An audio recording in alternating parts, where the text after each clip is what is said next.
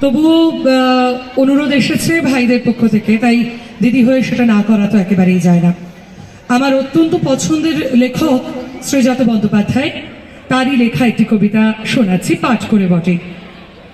শ্রী পঞ্চমী, এবং খুবই প্রাসঙ্গিক, কারণ সামনেই শ্রী পঞ্চমী আসছে। আমার অত্যন্ত পছন্দের কবিতা সবার জন্য থাকলো। আজও জানা হয়নি আমার তোমার পুজোয় কি ফুল লাগে।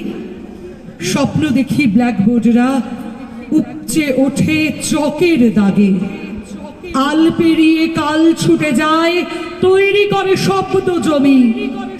সবাই তাতে ফসল ফলাক, তবেই আমার শ্রী পঞ্চমী।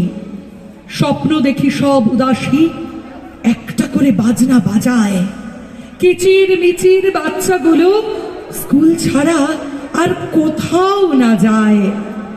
চাল চড়ে না হাড়িতে যার, চাল উড়ে যায় হালকা ঝড়ে।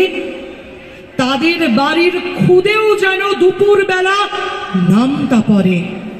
স্বপ্ন দেখি কত রকম, কল্পনা ছুট আলোর গতি। সই দিয়ে যাই পাতায় পাতায়, আর কি চাইব সরস্বতী। তার চেয়ে বরং শপথ থাকুক তোমার বুকের মুক্তাহারে। আমার দেশের সবাই যেন অন্তত নাম লিখতে পারে। আমার দেশের সবাই যেন অন্তত নাম লিখতে পারে। ধন্যবাদ।